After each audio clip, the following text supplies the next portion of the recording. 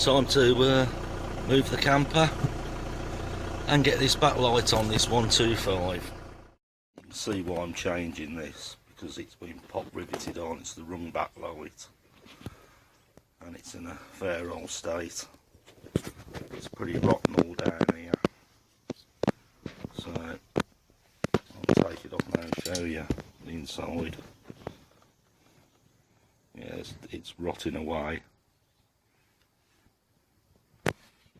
So this is the one that's going on with the correct backlight.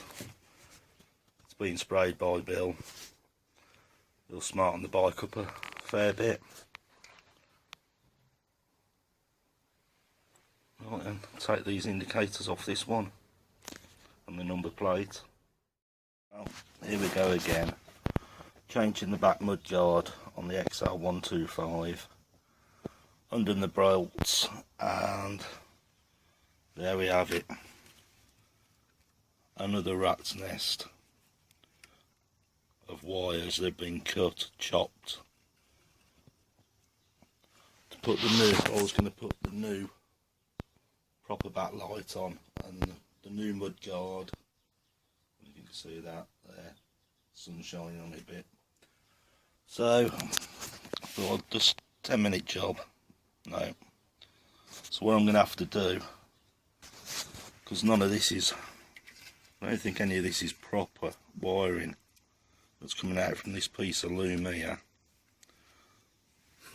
So I'm going to take it apart, part by part, because I know the indicators work, the backlight and everything works. So I'm going to take the indicator off one at a time, check the wiring, so when I put it on the other mudguard it'll work. So here we go, let's start it. So I have a green going into a grey and black stripe, and a blue going into a blue for the, that's the right hand indicator.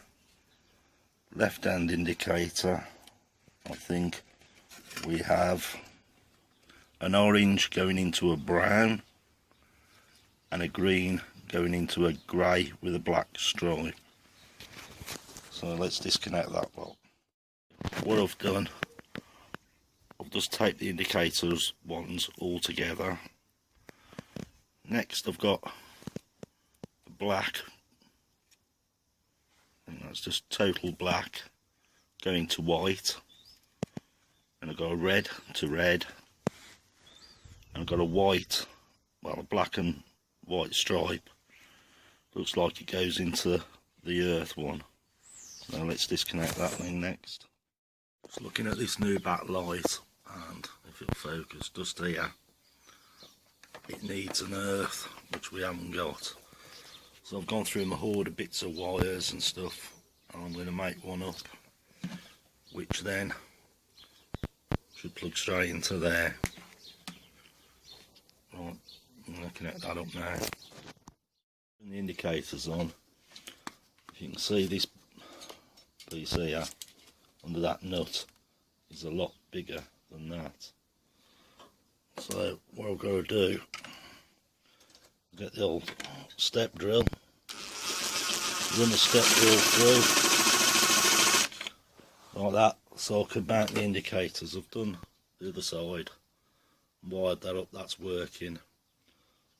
So we'll just do this one, and then I've got to wire the back light up itself. Right, I'll drill this hole. So I've took the air filter, well, the casing that covers the air filter off, and just undone that, and there's no filter on there at all.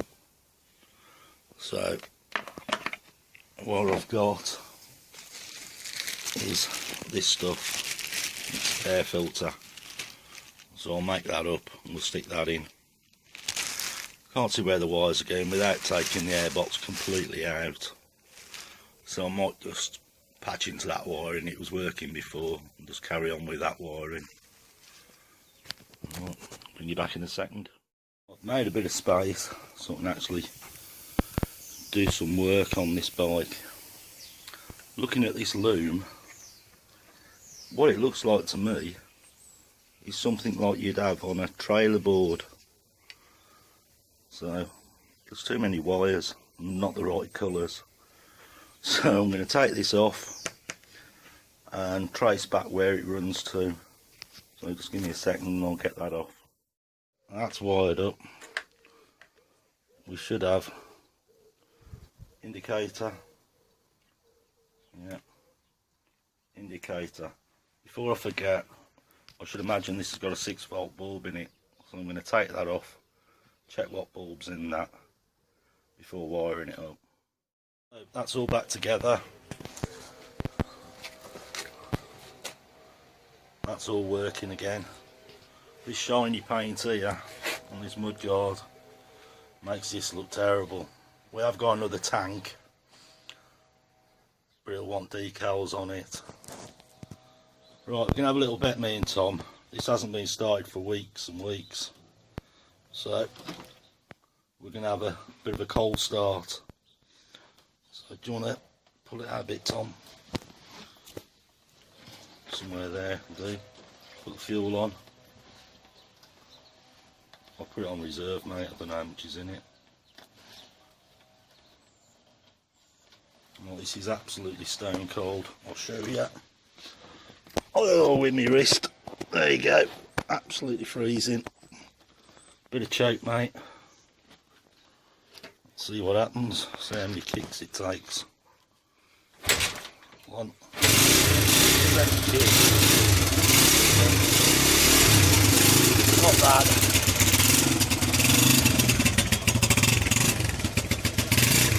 Put it right on top. Right. There we go, that's working. Right then. We'll have a play with some cars next. Just give it a quick run up and down the road. Tommy's moaning about the handlebar grip, so we've put some new ones on. Some brand new ones and more suited to the bike. Update on this little 100 if you've been following me, that it was registered as a 86. I've sent a dating certificate off because it is an 81. I'm waiting to hear off DVLA.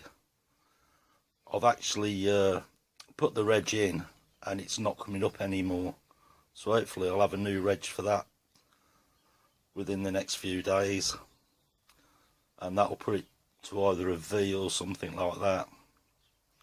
Right then, as for the 100, the 80, I've sent the logbook off for that. Well, sent to apply for the logbook. I'm waiting to hear off that. The frame in the back of the camper, which was on the Q plate, is actually a 79. I've sent a dating certificate off for that one as well.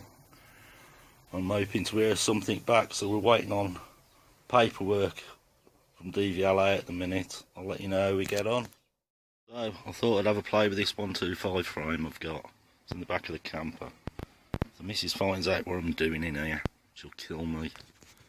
So putting some new bearings in it, in the headstock, and we'll put the headstock together. So we're starting with something, so I'm going to crack on with that. Well, I'm using the cap off the 125 we had that we broke, so this is in better condition than the other one, but the grease is like cheese in it. So I'll clean all that out, clean it up, repack it, and we'll stick it on the headstock.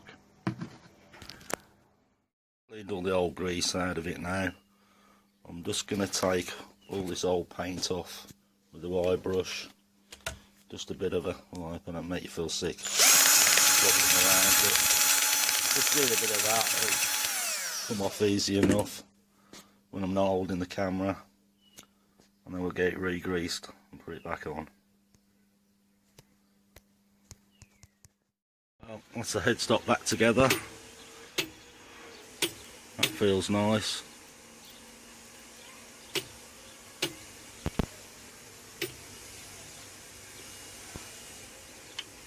So I've just moved the forks over there. I'm going to give them a clean up, and I'll show you that in a second. Right, here's the forks for it. I've started on this one. I'm going to wet flat it and then get it on the polisher, try and bring it back up. As you can see the other ones, what it starts out like, where I've started, it'll bring it up lovely. Well, they're never going to be a show winning forks with the dinks and dents in them, but that one, this one I've done, is definitely a bit better than that one. But as you can see, that's got dinks in it and everything. So I think I'm just going to clean them up. This bike's never going to be the best in the world. It's just going to be a fun bike. As you can see, the top of the forks here are pitted, but not where the main bits are. It's just at the top of the yokes, which I'm not really worried about. We'll do something with them somewhere along the line, even if I just paint them black. We'll sort it out. So I'll carry on with this next one, on this weird build I'm going to do. We'll just have to see what happens with it, because we got parts and bits of bike absolutely everywhere. We'll just have to, boxes of stuff. We're just going to have to find out what we can put on it. So all I'm doing here on these forks, got some wet and dry 600 and just giving them a scrub, and I'll do that. It'll take off some of this oxidisation. I'll get some other paper, finer, and we'll just work down in the grades of paper, and then we'll just use some Solvo, I think, to polish them up, and that'll be close enough for this bike. Well, had a bit of a clean up. I've had enough for today. I think I'm gonna concentrate on the next videos of just on doing the 125 frame, start building that, which I think will be an interesting build, because I ain't got a clue what we've got, what we're gonna need. But it'll bring some interest. If you like, subscribe. It's all much appreciated. And we'll carry on with the next vid. I'll just show you a few of the bikes that are in here. If you've not seen this channel, we're well into our XLs. Right, thanks for watching, thanks for subscribing, and hello to the new subscribers. Pleased to have you along. So, I suppose this is it. This is going to be the new project. This is the XLR that was the bike in the bucket that we never got around to doing because we just needed so many parts. So we're going to take the engine out of this, which is a CT engine, which come out of the xl125. So we rebuilt this. We have had it fired up a while ago. So I'm going to start by taking the engine out of this and put into the 1979 frame. We was going to put the forks on, but there's 3mm difference in the forks, and I don't really want to mess around with that because the forks look good on this. So we're going to crack on, get the engine out, try and get it into the frame, try and make a rolling chassis today. Right, 10 minutes later, cup of tuna bacon sandwich. The engine's out of the frame up there. About to go in this frame here. We're going to lift the frame onto the engine. I think that might be the easiest bet at the minute. crack on with that for a minute. Well, the engine's in the frame now. The biggest problem is finding all bits out of all the boxes that we've got. So we've managed to get that in now. I put some forks on it, but now we've got to find a wheel and fittings for that. I have got a wheel. Oh, there's bits everywhere, trying to find bits for it. I have got a wheel that fits a spindle, a caliper, but the caliper's got no brake part in it. I've gone through the boxes and I found this out, but I'm going to have to strip that down to fit into that so we can put a wheel and brake on it. So I'll have a mess with this and see if this one will actually fit in the caliper. Right, got that front wheel, got no tyre on it. Got the XR, got a tyre on it. So I'm going to have to take the tyre and tube out of that to put onto that to get it mobile. So I've got my spoons. Let's have a go at getting this off and putting it back on to that one. So at least we've got a front wheel that's mobile. I can't count the amount of times I've been through these boxes looking for bits. It's unreal. It's not all there, like the guy said. There's bits missing. We've managed to mattle it together so far. I'm just going to run it round the back out of the way now till tomorrow. Managed to puncture the front tyre, putting it on as usual. But yeah, it's coming together. But loads and loads of little bits are missing. So I'm going to call it a wrap today. We've had enough. We're going home. It's Sunday. We're going home for some dinner.